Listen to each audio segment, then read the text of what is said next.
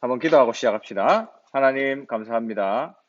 오늘도 237을 가슴에 품는 귀한 밤이 되게 하시며 하나님 주시는 참된 복 대신 그리스도가 누려지는 복된 밤이 되게 하옵소서. 예수 그리스도 이름으로 기도합니다. 아멘. 오늘 교재를 보시면 여러분이 대부분이 우리 다민족이나 아니면 TCK나 이런 분들을 귀한 237 관련된 분들을 키우시는 양육하시는 분들이잖아요.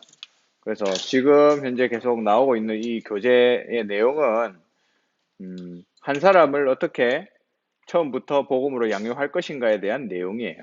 그래서 그걸 여러분이 적용해서 현장에 적용하시면 쉽게 복음을 확립시킬 수 있고, 사실 제자 훈련이라는 건 결국 개인화잖아요.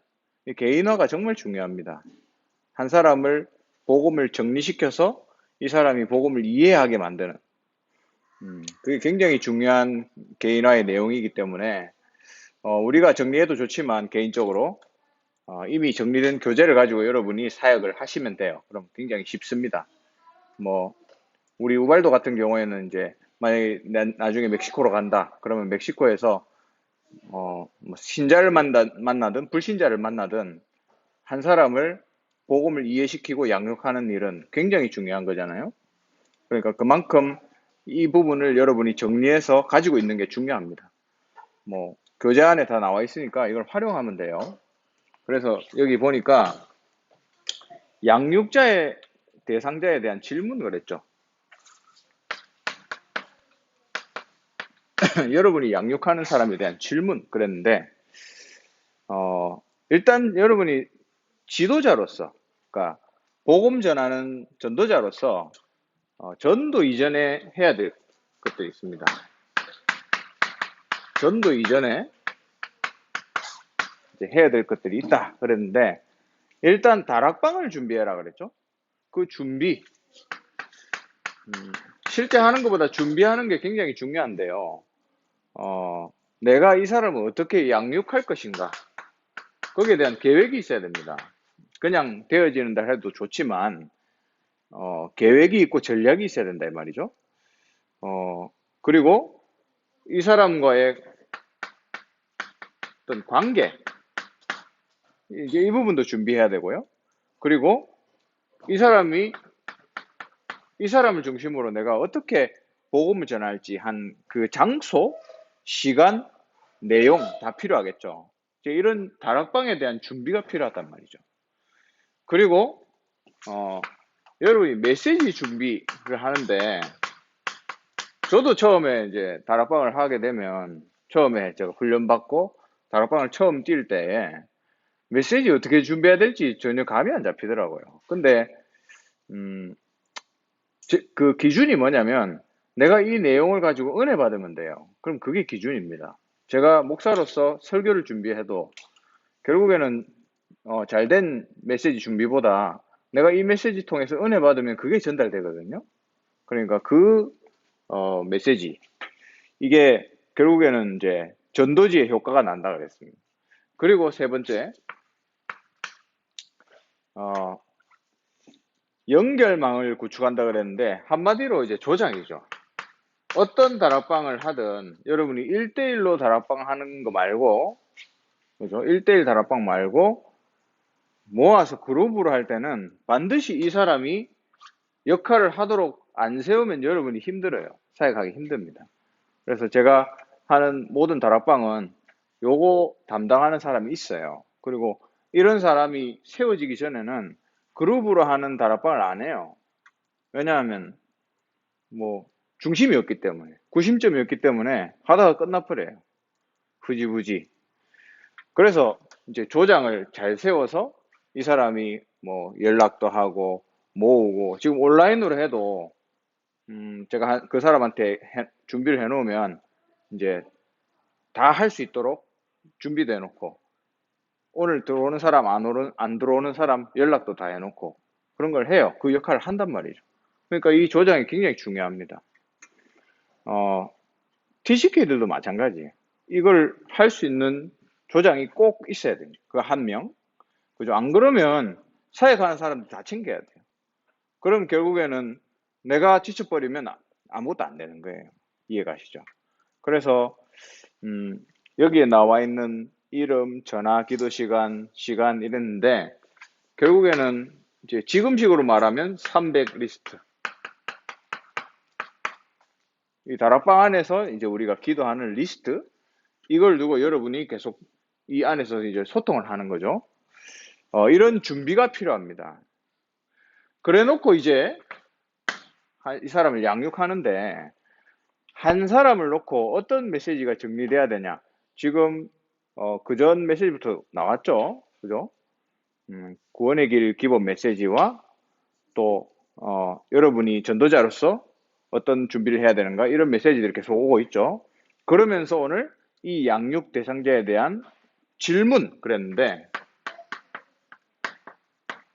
질문하듯이 이 사람이 알아들을 수 있도록 해주면 제일 좋습니다. 근데 이거는 기본 메시지. 한마디로 얘기하면 우리는 그냥 듣는데 이 사람들한테는 새로운 메시지거든요. 그래서 1번 인간의 고통이 언제 시작되었으며 언제 끝이 나는가. 이거는 한마디로 얘기하면 창세기 3장이 뭔지를 가르쳐줘야 됩니다. 우리는 창세기 3장 하면 다 알잖아요. 근데 창세기 3장이 뭔가? 우리가 창세기 3장에서 왔다. 그걸 알 수 있도록 도와줘야 돼. 그게 첫 번째로 깨달아야 되는 거고, 그 다음에 비슷한 말이지만 다른 말인데, 근본 문제가 뭔지를 가르쳐 줘야 돼. 알겠죠? 근본 문제, 더 구체적으로 이야기하면, 특별히 사단에 대한 부분을 정확하게 얘기해 줘야 돼. 그것 때문에 우리에게 고통, 저주재앙이 왔다. 이 부분을 알도록 딱 이제 정리를 시켜줘야 되고요. 그 내용은 여러분이 하면 되죠. 제가 어떤 아프리카 친구하고 다락방을 하니까, 이제 복음 편지를 가지고 메시지를 하잖아요. 이제 그러다 보면 이 얘기를 할 내용들이 많아요.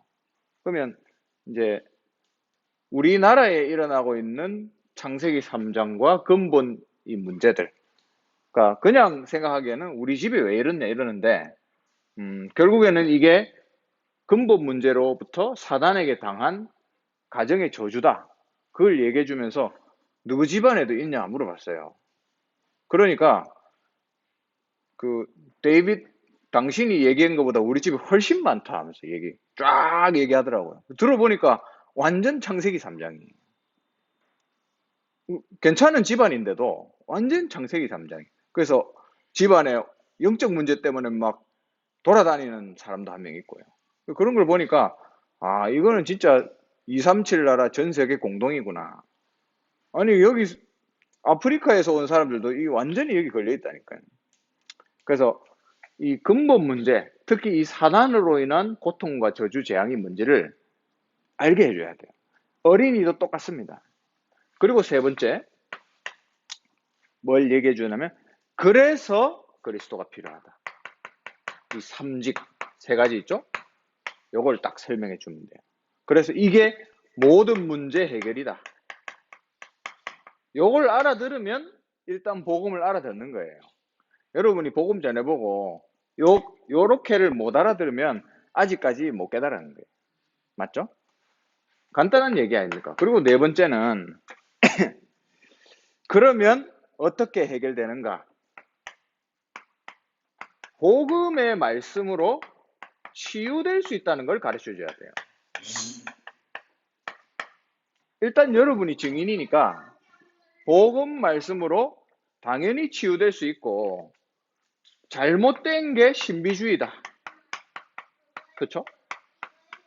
잘못 치유하는 게 신비주의적인 치유다라는 것까지 설명을 해줘야 돼요. 알겠죠? 여기에 이제 나와 있는 부분입니다. 그리고 다섯 번째, 또 뭘 가르쳐야 되냐? 그럼 지금부터 어떻게 시작해야 되냐라고 했는데, 창세기 3장, 6장, 11장이 뭔지 설명해 주세요. 창세기 3장, 6장, 11장, 지금 갈라디아서 2장 20절을 설명하려면 창세기 3장, 6장, 11장이 먼저 설명이 돼요. 우리가 그 중심 나 중심, 물질 중심, 세상 중심에서 살고 있으니까 이 우리의 체질 속에서 빠져나와서 갈라디아서 2장 20절로 가야 된다. 라는 것까지 정리를 해주면 됩니다. 알겠죠?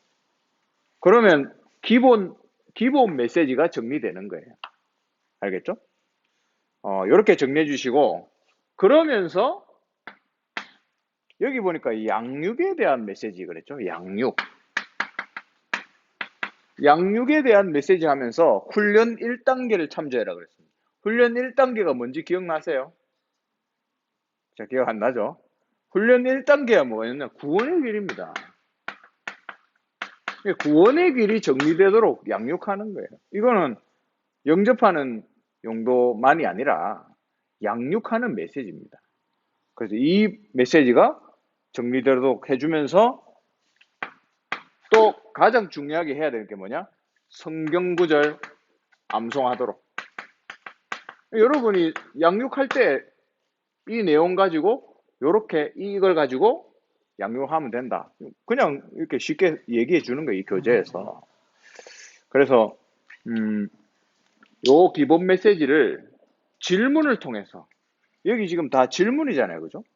이 질문을 통해서 쭉 이렇게 설명을 해가면 되고, 그리고 이 사람을 이제 훈련시킬 때는 요걸 가지고 구원의 길 연습시키고 암송할 수 있도록 도와주면 기본 메시지를 정리할 수 있습니다. 그래서 뭐 한 번씩 이제 사람들이 물어봐요. 무슨 메시지로 양육해야 됩니까? 뭐 해야 됩니까? 뭐 복음 편지 하면 됩니까? 이렇게 물어보잖아요. 복음 편지와 새생명 새생활 기본 메시지 하면서 요 내용이 정리될 수 있도록 도와주면 된다 이 말이에요. 이해가시죠? 여러분 다 아는 내용인데 정리를 안 했을 뿐, 어떻게 정리해서 도와줘야 될지를 여러분 스스로가 정리가 안 됐을 뿐 다 아는 내용이니까 이렇게 도와주시면 되겠습니다. 이렇게 하고요. 제가 지난 이제 다민족 강단에서도 이제 그런 부분 나눴는데, 여러분 지금부터 이제 계속 기도해야 되시는 게, 이게 여기에 대해서 한번 연구를 한번 해보세요. 복음 안 들어간 5천 종족이 어떤 종족인가 한번 연구 한번 해보세요. 지금 메시지가 떨어졌으니까 이 5천 종족이 어떤 종족이라고 그랬죠? 태어나서 내가 복음을 들을 수 있는 기회가 한 번도 없이 평생 살다가 죽는 종족들이 5천 종족입니다. 지금 전 세계에. 그러면 이 사람들은 우리나라하고는 완전히 다른 거죠. 우리나라는 막 개독이라고 욕하지만 어디든지 메시지 들을 수 있잖아요. 어디든지 교회 들어가면 말씀 들을 수 있잖아요. 그죠? 근데 그런 게 아예 없는 게 5천 종족이에요. 한번 연구해 보세요. 네. 그러면 하나님이 여러분 마음에 담아주시는 종족들이 있겠죠? 메시지 떨어졌으니까 우리가 실천해야 되니까. 메시지는 그냥 메시지가 아니고 실천 사항들입니다. 유 목사님이 현장 본부에서 떨어지는 메시지들은 그냥 메시지가 아니고 전도 선교를 위해서 미션으로 주는 실천 메시지예요. 강단 메시지는 뭐죠? 내가 은혜 받고 영적인 힘을 얻어야 되는 메시지입니다. 이해가시죠? 기도 수첩 메시지는 매일매일 여러분이 방향을 잡는 메시지입니다. 그래서 이 세 개가 다 필요한 거예요. 그 중에서 5천 종족에 대한 메시지 여러분 기억하시고 찾아보세요. 그리고 이제 내일 이제 목요 캠프는 원래 교회 전체적으로 모이지 않는데 우리는 이제 목요 캠프라는 이름 아니고 지금 이제 성서 지역 쪽에 시스템을 세우고 있거든요. 지난주에 어떤 이제 권사님이 그 다민족 예배 끝나고 저한테 그런 얘기 하시더라고. 오늘 일부러 이제 그 성서 지역이 계신 분이에요. 이번에 처음으로 우리와 함께 사역을 하시게 됐는데, 이제 다민족 예배 참석하시고 나서 끝나고 나가는데 만났거든요. 그래서 얘기하시면서 하나님이 오늘 메시지도 그렇고 이번 이 흐름을 통해서 본인한테 하나님이 이 사역을 하라고 얘기하시는 것 같다. 그래서 너무 감사하다. 이렇게 하면서 옛날에 쟤랑 중등부랑 다시 같이 사역을 했었거든요. 그래서 목사님 다시 만나서 다시 같이 사역하게 되는 하면서 굉장히 이 현장을 가슴에 담으시더라고요. 그래서 이 성서 지역에도 성서 지역에도가 아니죠. 성서 지역에는 정말로 많은 현장이 있습니다. 그래서 사실 달서구에서 성서 지역이 제일 외국인 인구가 많잖아요. 노동 인구가 많기 때문에 자녀 인구도 엄청나게 많은. 그래서 대구 어디를 봐도 이 지역만큼 많은 동네가 없어요. 그만큼 황금밭인데 너무 덩어리가 커서 우리가 제대로 건드리지 못했던 지역입니다. 그래서 이번에 좀 사역자들을 모으고 시스템을 세워서 결국에는 오늘 이제 못 오셨지만 그 와룡시장에도 매일 돌아갈 수 있는 시스템, 그리고 TCK 양육할 수 있는 시스템, 또 사역자 멤버들 이렇게 구성하려고 이렇게 기도하고 있는데, 여러분 이 부분을 놓고 기도해 주시고, 뭐 와룡시장뿐만 아니라 그 호산동, 그리고 지금 보니까 월성 2동, 그 월성 2동은 그 우리 파키스탄 친구들 사는 곳이잖아요. 거기도 가면 동네가 시꺼먼데 가보면 전부 다민족이에요. 그러니까 우리 교회 바로 근처인데 지금 아무것도 못하고 있잖아요. 해야 될 게 너무 많습니다. 그래서 성서 지역을 시작으로 또 준비하려고 합니다.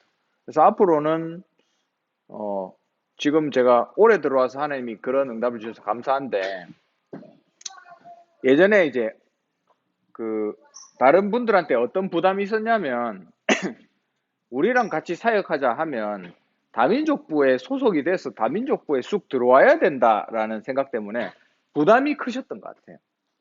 근데 그럴 필요 없다. 그죠? 항상 뭐 이렇게 얘기하죠. 저는 원래 태영아부라서 갈 수가 없다. 태영아부에 미안해서 안 된다. 이런 이야기도 다 하시더라고요. 근데 그게 아니라 우리 다민족부는 그냥 장이고, 어느 부서를 가든 어떤 지역을 가든 다민족들 다 있잖아요. 그럼 그분들이 우리 다민족 부서를 핑계로 237 사역을 하시면 되는 거예요. 얼마나 좋습니까? 자기 지역에 237 현장이 있는데 다민족부에 굳이 안 들어가더라도 우리 다민족부에서 시스템 발판을 깔아주면 자기 현장에서 하는 거예요. 태영아부에 다민족들이 있는데 태영아 소속이 벗어나서 다민족부 올 필요가 없는 게 태영아부에서 다민족 사역하면 되잖아요. 그럼 우리는 거기에 필요한 시스템을 까는 거고. 그렇게 해서 앞으로는 전 교육부서와 전 전도회 기관, 전 지교에다가 237 관련된 시스템들을 마련할 겁니다. 그래서 함께 갈 수 있도록. 그래서 온 교회가 237 사역할 수 있도록 이렇게 응답받을 겁니다. 여러분 함께 응답받으시길 주님의 이름으로 축원합니다. 기도하겠습니다. 하나님 은혜 감사합니다. 우리가 한 명의 다민족, 한 명의 TCK를 세워서 한 나라를 살리는 일에 쓰임받게 하시며, 오늘도 훈련받게 하신 이 내용을 가지고 정말 한 사람을 기본 메시지, 또 온전한 정확한 말씀, 이 복음 가지고 확립될 수 있도록 도운 일에 우리를 사용하여 주시옵소서. 내일 또 진행되는 캠프 모임 속에 하나님 함께 하시고 각 사역지마다 수고하고 있는 모든 237 사역자들을 축복하여 주시옵소서. 감사를 드리며 주 예수 그리스도의 이름으로 기도합니다. 아멘. 예.